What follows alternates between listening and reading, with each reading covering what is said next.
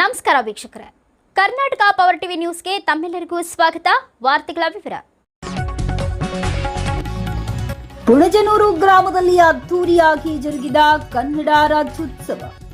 ಚಾಮರಾಜನಗರ ತಾಲೂಕಿನ ಪುಣಜನೂರು ಗ್ರಾಮದಲ್ಲಿ ಗಡಿನಾಡು ಕನ್ನಡಿಗರ ಹಿತರಕ್ಷಣೆ ಹಾಗೂ ಕ್ರೀಡಾ ಸಾಂಸ್ಕೃತಿಕ ವೇದಿಕೆಯ ವತಿಯಿಂದ ಕನ್ನಡ ರಾಜ್ಯೋತ್ಸವ ಕಾರ್ಯಕ್ರಮವನ್ನು ಪುಣಜನೂರು ಅರಣ್ಯ ತನಿಖಾ ಠಾಣೆ ಮುಂಭಾಗದಲ್ಲಿ ವಿಜೃಂಭಣೆಯಿಂದ ನೆರವೇರಿಸಲಾಯಿತು. ಅಪಾರ ಜಿಲ್ಲಾಧಿಕಾರಿ ಜವರೇಗೌಡ ಅವರು ಭುವನೇಶ್ವರಿ ತಾಯಿ ಭಾವಚಿತ್ರದ ಮೆರವಣಿಗೆಗೆ ಚಾಲನೆ ನೀಡಿ ವೇದಿಕೆ ಕಾರ್ಯಕ್ರಮವನ್ನು ಉದ್ಘಾಟನೆ ಮಾಡಿದರು. ಕಾರ್ಯಕ್ರಮದ ಅಧ್ಯಕ್ಷತೆಯನ್ನ ಗಡಿನಾಡು ಕನ್ನಡಿಗರ ಹಿತರಕ್ಷಣಾ ಹಾಗೂ ಕ್ರೀಡಾ ಸಾಂಸ್ಕೃತಿಕ ವೇದಿಕೆಯ ಅಧ್ಯಕ್ಷರಾದ ಆರ್ ಸುರೇಶ್ ಅವರು ವಹಿಸಿದರು. ನಂತರ ಕಾರ್ಯಕ್ರಮವನ್ನು ಉದ್ದೇಶಿಸಿ ವಿಶೇಷ ಆಹ್ವಾನಿತರು ಹಾಗೂ ಮುಖ್ಯ ಅತಿಥಿಗಳು ಮಾತನಾಡಿದರು. ಶಾಲಾ ಮಕ್ಕಳ ನೃತ್ಯಕ್ಕೆ ಎಲ್ಲರೂ ಮನಸೋತರು. ಈ ಸಂದರ್ಭದಲ್ಲಿ ಗಣ್ಯರನ್ನ ಸನ್ಮಾನಿಸಿ ಗೌರವಿಸಿದರು. ಕಾರ್ಯಕ್ರಮದಲ್ಲಿ ಗಡಿನಾಡು ಕನ್ನಡಿಗರ ಹಿತರಕ್ಷಣೆ ಹಾಗೂ ಕ್ರೀಡಾ ಸಾಂಸ್ಕೃತಿಕ ವೇದಿಕೆಯ ಉಪಾಧ್ಯಕ್ಷರು, ಜಾಕೀರ್ ಸಂಘದ ಪದಾಧಿಕಾರಿಗಳು ಮತ್ತು ಸದಸ್ಯರುಗಳು, ರೈತ ಸಂಘದ ಮುಖಂಡರು, ಪ್ರಗತಿಪರ ಕನ್ನಡ ಸಂಘಟನೆಗಳ ಅಧ್ಯಕ್ಷರು ಮತ್ತು ಮುಖಂಡರುಗಳು, ಮಹಿಳಾ ಸಂಘಗಳ ಸದಸ್ಯರು ಹಾಗೂ ಪುಣಜನೂರು ಗ್ರಾಮದ ಎಲ್ಲಾ ಕೋಮಿನ ಯಜಮಾನರು ಮತ್ತು ಗ್ರಾಮಸ್ಥರು ಹೆಚ್ಚಿನ ಸಂಖ್ಯೆಯಲ್ಲಿ ಭಾಗವಹಿಸಿದರು. ವರದಿ ಮಣಿಕಂಠ ನಾಯ್ಕ್, ಚಾಮರಾಜನಗರ.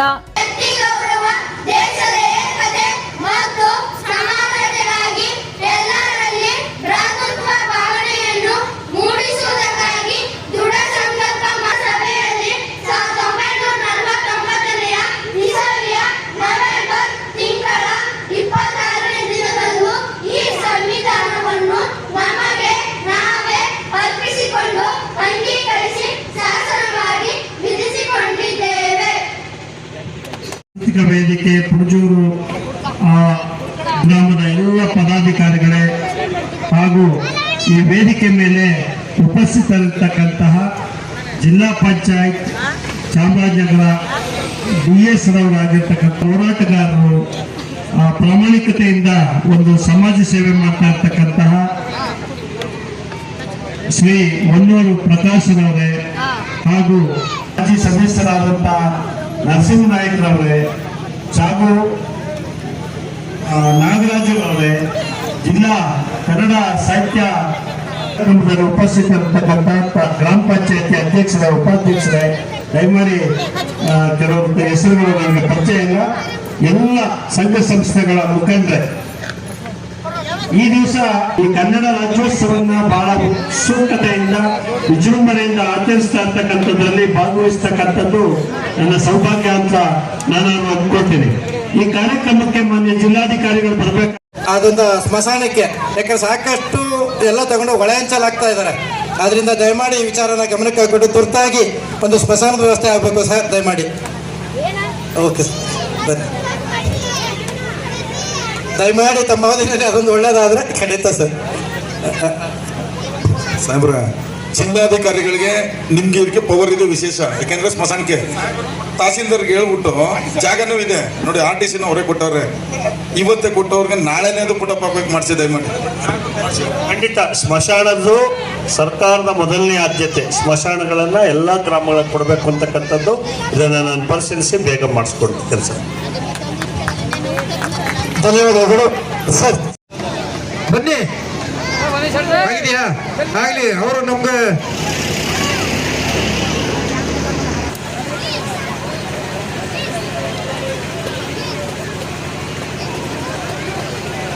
ಮಾದೇವಣ್ಣವರು, ಪುಣಜನೂರು, ನಮ್ಮ ಯಜಮಾನ್ ಮಾದೇವಣ್ಣವರು, ಯಜಮಾನ್ ಮಾದೇವಣ್ಣ ಪುಣಜೂರು, ಮಾದೇವಣ್ಣವರು ಬರ್ಬೇಕು. ಕಾರ್ಯಕ್ರಮ ಎರಡೂ ಇರೋದ್ರಿಂದ ಹೆಚ್ಚಿನ ಸಂಖ್ಯೆಯಲ್ಲಿ ಭಾಗವಹಿಸಿ ಕಾರ್ಯಕ್ರಮವನ್ನು ಯಶಸ್ವಿಗೊಳಿಸಿಕೊಡ್ಬೇಕು.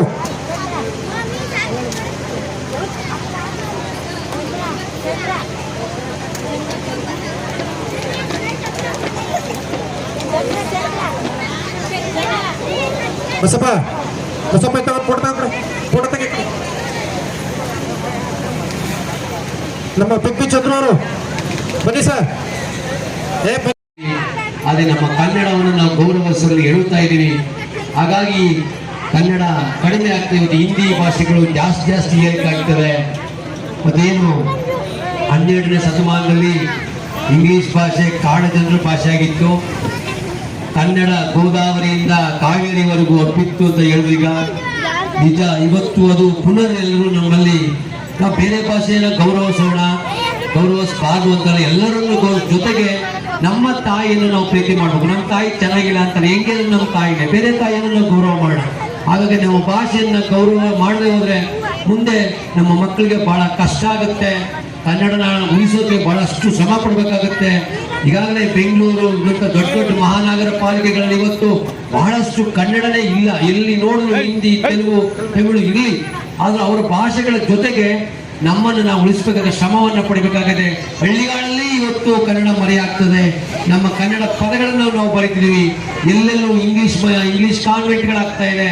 ಕನ್ನಡನ ನಾವು ಮರೀತಾ ಇದ್ದೀವಿ. ಮಕ್ಕಳಿಗೆಲ್ಲರೂ ನಾವು ಇಂಗ್ಲಿಷ್ ಹೋಗ್ತಾ ಇದ್ದೀವಿ. ಹಾಗಾಗಿ ಕನ್ನಡ ಎಲ್ಲೋ ಒಂದು ಕಡೆ ನಾವು ಒಂದು ಭಾಷೆನ ಓದಾಗ, ಆ ನುಡಿ ಓದಾಗ ಮುಂದೆ ನಾವು ಬಹಳ ಆಗಾಗ್ತದೆ. ಹಾಗಾಗಿ ಗಡಿನಾಡ ಉತ್ಸವಗಳು, ಕನ್ನಡ ಪ್ರೇಮ, ಕನ್ನಡ ಸಂಘಟನೆಗಳು ಇವತ್ತು ಕನ್ನಡಕ್ಕಾಗಿ ಸಾಕಾದಷ್ಟು ಹೋರಾಟ. ಎಲ್ಲಿ ಆದರೂ, ಅದರಲ್ಲೂ ಚಾಮರಾಜನಗರದಲ್ಲಿ ಎಲ್ಲಿ ಆದರೂ ನಮ್ಮ ಕನ್ನಡ ಪರ ಸಂಘಟನೆಗಳು ಏನೇ ಕನ್ನಡಕ್ಕೆ ಒಂದು ಚೂರು ಎಲ್ಲೂ ತೊಂದರೆ ಆದರೂ ಚಾಮರಾಜನಗರದಲ್ಲಿ ಫಸ್ಟ್ ಕನ್ನಡ ಪರ ಸಂಘಟನೆ ನಾವು ಎಲ್ಲರೂ ಸೇರಿ ಅವ್ರ ಜೊತೆಗೆ ಸೇರಿ ನಾವು ಹೋರಾಟ ಮಾಡ್ತೇವೆ. ಹಾಗಾಗಿ ಕನ್ನಡ ಪ್ರೇಮವನ್ನ ಚಾಮರಾಜ ಜಿಲ್ಲೆ ಇಡೀ ಕರ್ನಾಟಕದಲ್ಲಿ ಬಹಳಷ್ಟು ಅದರ ಏರ್ಸಕ್ಕೆ ಶ್ರಮ ಪಡ್ತಾ ಇದ್ದಾರೆ. ಅವರ ಜೊತೆಗೆ ನಾವು ರೈತ ಪರ ಸಂಘಟನೆಗಳು ಅವ್ರ ಜೊತೆ ಯಾವಾಗಲೂ ನಾವು ಕನ್ನಡ ಪರ ಜೊತೆ ನಿಲ್ತಾ ಇದ್ದೀವಿ. ಜೊತೆ ಇದರ ಗಡಿನಾಡುಗಳಲ್ಲಿ ಏನೇನು ಫಾರೆಸ್ಟ್ ಇಂದ ತೊಂದರೆಗಳಾಗ್ತಾ ಇದೆ, ಅವ್ರಿಗೆ ಯಾಕೆ ಖಾತೆಗಳಾಗ್ತಾ ಇಲ್ಲ, ಅವ್ರಿಗೆ ಬಗರು ಕಬ್ಬಲ್ ಕೊಟ್ಟರೆ ಜಮೀನುಗಳ ಖಾತೆಗಳಾಗ್ತಾ ಇಲ್ಲ, ತೊಂದರೆಗಳಾಗ್ತಾ ಇದೆ, ರಸ್ತೆಗಳು, ಅವ್ರ ಜೀವನಕ್ಕೆ ಏನು ಮೂಲಭೂತ ಸೌಕರ್ಯಗಳು, ಹೀಗಾಗಿ ಎಲ್ಲ ಸಮಸ್ಯೆಗಳನ್ನ ಮಾನ್ಯ ಜಿಲ್ಲಾಧಿಕಾರಿಗಳು, ಅಪರ ಜಿಲ್ಲಾಧಿಕಾರಿಗಳು ಇದ್ದಾರೆ. ಅವರೆಲ್ಲ ಒಂದಷ್ಟು ನಮ್ಮ ಇಲ್ಲಿ ಪುಂಜೂರು ಕಡೆ ಹೀಗಾದ್ರೆ ಮಲೆ ಮಹದೇಶ್ವರ ಬೆಟ್ಟ ಪಕ್ಕದಲ್ಲಿ ತಮಿಳುನಾಡಲ್ಲಿ ಅವರು ಎಲ್ಲವಲ್ಲಿ ರಸ್ತೆಗಳು, ಆ ಬಿಲ್ಡಿಂಗ್ಗಳು ಎಲ್ಲವೂ ಇದೆ. ಮಧ್ಯೆ ನದಿ ಹರಿತದೆ. ಆ ಕಡೆ ಚೆನ್ನಾಗಿದ್ದಾರೆ, ನಾವು ಈ ಕಡೆ ಚೆನ್ನಾಗಿಲ್ಲ. ಈ ಕಡೆ ಬರಗೂರು ಸೈಡ್ ನೋಡಿದ್ರೆ ಅಲ್ಲೂ ಟೈಗರ್ ಇದ್ದಾರೆ, ಅಲ್ಲಿ ಚೆನ್ನಾಗಿದ್ರೆ ನಮ್ಮಲ್ಲಿ ಚೆನ್ನಾಗಿಲ್ಲ.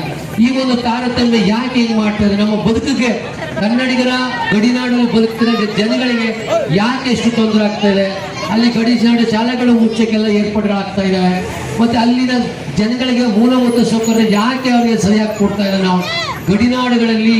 ಮತ್ತೆ ನೋಡಿ, ಈಗ ರೋಡು ನಾವು ಈ ಕಡೆ ಪುಂಡು ಈ ಕಡೆ ಹೋದ್ರೆ ತಾಳ್ವಾಡಿಗೆ ಆ ತಮಿಳುನಾಡು ರೋಡ್ ಚೆನ್ನಾಗಿದೆ, ಒಂದು ನೆಕ್ಸ್ಟ್ ಕರ್ನಾಟಕ ಬರುತ್ತೆ. ಆ ಕರ್ನಾಟಕ ರೋಡ್ ನೋಡಿದ್ರೆ ಕರ್ನಾಟಕ ಅಂದ್ಬಿಡ್ತಾರೆ. ಅಲ್ಲಿ ರೋಡ್ ಚೆನ್ನಾಗಿದೆ, ಪುನಃ ಸ್ಟಾರ್ಟಿಂಗ್ ಪುನಃ ತಮಿಳುನಾಡು ಬರುತ್ತೆ, ಅಲ್ಲಿ ರೋಡ್ ಚೆನ್ನಾಗಿದೆ. ಯಾಕೆ ಈ ತಾರತಮ್ಯ? 70ನೇ ಕನ್ನಡ ರಾಜ್ಯೋತ್ಸವ ಕಾರ್ಯಕ್ರಮವನ್ನ ಗಡಿನಾಡು ಕನ್ನಡಿಗರ ಹಿತರಕ್ಷಣೆ ಹಾಗೂ ಕ್ರೀಡಾ ಸಾಂಸ್ಕೃತಿಕ ವೇದಿಕೆ ವತಿಯಿಂದ 3ನೇ ವರ್ಷದ ವಾರ್ಷಿಕೋತ್ಸವ ಸಹ ಮಾಡ್ತಾ ಇದ್ದಾರೆ. ಇದು ಗಡಿ ಭಾಗದಲ್ಲಿ ಕನ್ನಡ ಚಳವಳಿಗಾರರಾದ ನಮಗೆ ಬಹಳ ಖುಷಿಯನ್ನು ತಂದಿದೆ. ಆತ್ಮೀಯ ಬಂಧುಗಳೇ, 19 ಗಡಿಯಲ್ಲಿ ಇವತ್ತು ಇದೇ ಮಾದರಿಯಲ್ಲಿ ಮಾಡಿದ್ರೆ ಅರಿವು ಹಂಚಿ ಹೋದಂತಹ ಗಡಿ ಭಾಗಗಳು ಯಾವುದೇ ಕಾರಣಕ್ಕೂ ಅರಿವು ಹಂಚಿ ಹೋಗೋದಿಲ್ಲ. ಈಗ ಏನು ಗಡಿ ಭಾಗದಲ್ಲಿ ಮತ್ತೆ ಗಡಿಗೆ ಶಕ್ತಿಯನ್ನ ತುಂಬತಕ್ಕಂತ ಕೆಲಸವನ್ನ ಏನ್ ಮಾಡಿದ್ದಾರೆ, ಇದೇ ಮಾದರಿಯಲ್ಲಿ ಎಲ್ಲ ಇಡೀ ಗಡಿನಲ್ಲಿ ಇರ್ತಕ್ಕಂಥ 19 ಗಡಿಯವರು ಈ ಉತ್ಸಾಹವನ್ನ ಬೆಳೆಸಬೇಕಾಗುತ್ತೆ. ಜೊತೆಗೆ ಕರ್ನಾಟಕ ರಾಜ್ಯ ಸರ್ಕಾರದ ಜೊತೆ ಖಾಸಗಿಯವರು ಎಲ್ಲರೂ ಸಹ ಈ ಒಂದು ಅಭಿಮಾನವನ್ನ, ಕನ್ನಡವನ್ನು ಉಳಿಸ್ತಕ್ಕಂಥ ಅಭಿಮಾನವನ್ನ ಬೆಳೆಸ್ಕೊಳ್ಬೇಕಾಗಿದೆ. ನಮ್ಮ ಕನ್ನಡ ನಿನ್ನೆ ಮೊನ್ನೆ ಬಂದಿರ್ತಕ್ಕಂಥಲ್ಲ, ನಿನ್ನೆ ಮೊನ್ನೆ ಬಂದಿರೋ ಭಾಷೆ ಅಲ್ಲ. ಇದು ಸ್ವಾತಂತ್ರ್ಯದ ಪೂರ್ವದಿಂದಲೂ ನಮ್ಮ ಸಾಹೇಬರು ಅವರಾದಾಗ 1900 ಕ್ರಿಸ್ತಶಕ 456ನೇ ಇಸ್ವಿಯಿಂದಲೇ ಕನ್ನಡ ಪ್ರಾರಂಭವಾಗಿದೆ. ಇಂಗ್ಲಿಷ್ನವರು ಆಳ್ತಿದ್ದಂತ ಕಾಲದಲ್ಲೇ ನಮ್ಮ ಕನ್ನಡ ಪ್ರಾರಂಭವಾಗಿದೆ. ಆದ್ರೆ ಕನ್ನಡ ಏನಾಗಿತ್ತು ಅಂತ ಹೇಳಿದ್ರೆ ಅಂದು ಪರಭಾಷಿಗರ ಅವಳಿ ಜಾಸ್ತಿ ಆಗಿತ್ತು. ಬೇರೆ ಭಾಷೆಗಳಿಗೆ ಮಾನ್ಯತೆ ಕೊಡ್ತಾ ಇದ್ರು. ನಮ್ಮ ಕನ್ನಡ ಭಾಷಿಗರು ಜಾಸ್ತಿ ಇದ್ರೂ ಸಹ ಯಾವುದೇ ರೀತಿ ನಮ್ಮ ಭಾಷೆಗೆ ಮಾನ್ಯತೆ ಇರಲಿಲ್ಲ. ಕನ್ನಡಿಗರೆಲ್ಲ ಸೇರಿ ಒಮ್ಮತದಿಂದ ಆಲೂರು ವೆಂಕಟರಾಯರವರ ನೇತೃತ್ವದಲ್ಲಿ ಅಂದು ಕನ್ನಡ ರಾಜ್ಯವನ್ನ, ಕರ್ನಾಟಕದ ಭಾಷೆಯನ್ನ ಉಳಿಸಬೇಕು ಅಂತೇಳಿ ಒಮ್ಮತದಿಂದ ಕರ್ನಾಟಕ ಏಕೀಕರಣಕ್ಕಾಗಿ ಹೋರಾಟವನ್ನ ಪ್ರಾರಂಭ ಮಾಡ್ತಾರೆ. ಅವ್ರು ಇವತ್ತಿಲ್ಲ ಅಂತೀರಿ ನಮ್ಮ ಕಥಾ ಇವತ್ತು ಬಹಳ ಕಷ್ಟದ ಪರಿಸ್ಥಿತಿಯಲ್ಲಿ ಇರ್ತಾ ಇತ್ತು. ಇವತ್ತು ನಾವೆಲ್ಲ ನಿಶ್ಚಿಂತೆ ಇದ್ದೀವಿ. ಮಹಾರಾಷ್ಟ್ರದ ಒಂದು ಗಡಿ ಒಂದು ಬಿಟ್ಟರೆ ಎಲ್ಲ ಕಡೆ ನಾವು ಚೆನ್ನಾಗಿದ್ದೀವಿ. ಯಾರಿಂದನೂ ನಮ್ಗೇನು ತೊಂದರೆ ಆಗಿಲ್ಲ, ಯಾರಿಗೂ ನಮ್ಮ ಗೌರವ ಅಲ್ಲ.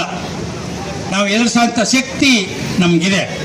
ಇವತ್ತು ನಮ್ಮ ಹುಡುಗರು ಇಲ್ಲಿ ಈ ಪುಂಜೂರಲ್ಲಿ ಇವತ್ತೊಂದು ಸಂಘ ಮಾಡಿ ಇಲ್ಲಿ ಇವತ್ತಿದ್ದಾರೆ ಅಂದರೆ ಅವ್ರ ಧೈರ್ಯಕ್ಕೆ ನಾವು ಮೆಚ್ಚಬೇಕು, ಅವ್ರ ಧೈರ್ಯಕ್ಕೆ ನಾವು ಮೆಚ್ಚಬೇಕು.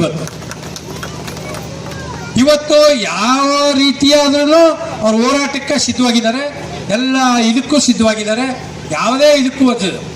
ಆದರೆ ಇವತ್ತಿನ ಪರಿಸ್ಥಿತಿ ಏನಾಗಿದೆ, ನಮ್ಮ ಒಂದು ಪ್ರಕಾಶ್ ಅವ್ರಿಗೆ ಗೊತ್ತು, ಹೋರಾಟ ಮಾಡ್ತಾ ಇದ್ದಾರೆ.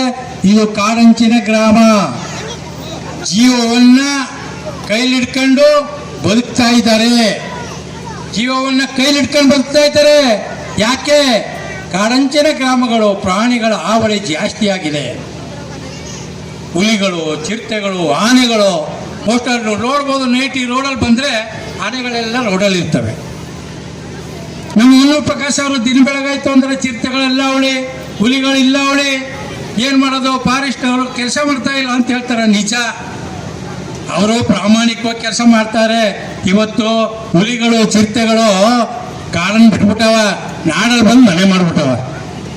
ಇದು ಸತ್ಯ. ಇದು ಯಾವ ಈ ಊರಲ್ಲಿ ನೋಡಿ ಇಲ್ಲಿ ಹುಲಿ ಹೋಯ್ತು, ಈ ಗ್ರಾಮದಲ್ಲಿ ನೋಡಿ ಚಿರತೆ ಹೋಯ್ತು, ಇಲ್ಲಿ ಇವತ್ತು ನಾಯಿ ಇತ್ತು ಎತ್ಕೊಂಡೋಯ್ತು. ಇದು ಆಗೋಗಿದೆ.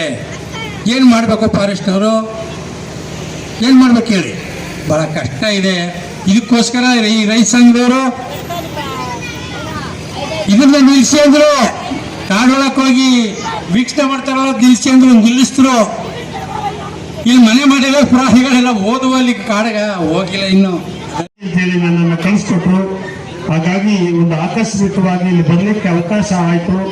ಅದಕ್ಕೆ ನಾನು ತುಂಬಾ ಸಂತೋಷವನ್ನು ಪಡ್ತೀನಿ ಅಂತೇಳಿ ಆಶಿಸ್ತಾ ಕನ್ನಡ ರಾಜ್ಯೋತ್ಸವದ ಬಗ್ಗೆ ಕೆಲವು ಮಾತುಗಳನ್ನ ಆಡಲಿಕ್ಕೆ ಇಷ್ಟಪಡ್ತೀನಿ. ಸ್ನೇಹಿತರೆ, ತಮಗೆಲ್ಲ ಗೊತ್ತಿದೆ, ಈ ಕನ್ನಡ ಅಂತಕ್ಕಂಥ ಈ ಭಾಷೆ ಸುಮಾರು 2000 ವರ್ಷಗಳ ಹಿಂದಿನಿಂದಲೂ ಇಲ್ಲಿ ಬಳಕೆನಲ್ಲಿದೆ. ಈ ಭಾಷೆಗೆ ಸುಮಾರು 2000 ವರ್ಷಗಳ ಇತಿಹಾಸ ಇದೆ. 2000 ವರ್ಷಗಳಿಗಿಂತ ಹಿಂದೆ ಈ ಭಾಷೆಯನ್ನ ಆಡ್ತಕ್ಕಂಥ ಜನ, ಈ ಭಾಷೆಯನ್ನ ಮಾತನಾಡ್ತಕ್ಕಂಥ ಭೂಪ್ರದೇಶ ಇತ್ತು ಅಂತಕ್ಕಂಥದ್ದಕ್ಕೆ ನಮ್ಮಲ್ಲಿ ಸಾಕಷ್ಟು ಉಲ್ಲೇಖಗಳು ಸಿಗ್ತದೆ. ಇಂತಹ ಒಂದು ಭಾಷೆ 2000 ವರ್ಷಗಳ ಹಿಂದಿನಿಂದ ಆಡ್ಕೊಂಡು ಬರ್ತಾ ಇದ್ದಂತ ಈ ಭಾಷೆಗೆ ಬರಹದ ರೂಪ ಇರಲಿಲ್ಲ.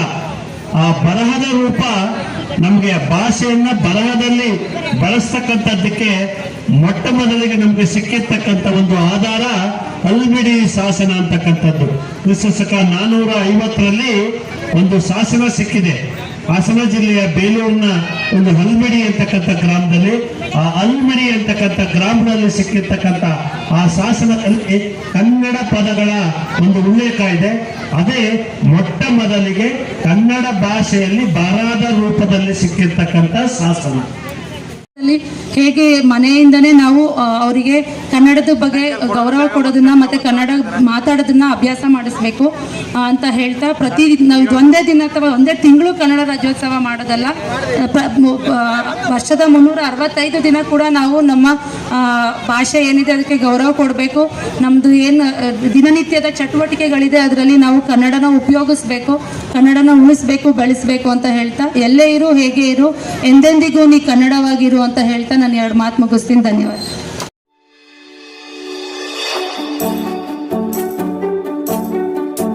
ನೀವಿನ್ನು ನಮ್ಮ ಚಾನೆಲ್ಗೆ ಸಬ್ಸ್ಕ್ರೈಬ್ ಮಾಡಿಲ್ಲವೇ? ಹಾಗಿದ್ರೆ ತಡಬೇಕೆ? ಹಿಂದೆ ಸಬ್ಸ್ಕ್ರೈಬ್ ಮಾಡಿ, ಬೆಲ್ ಐಕಾನ್ ಪ್ರೆಸ್ ಮಾಡಿ, ಶೇರ್ ಮಾಡಿ, ಕಮೆಂಟ್ ಮಾಡಿ.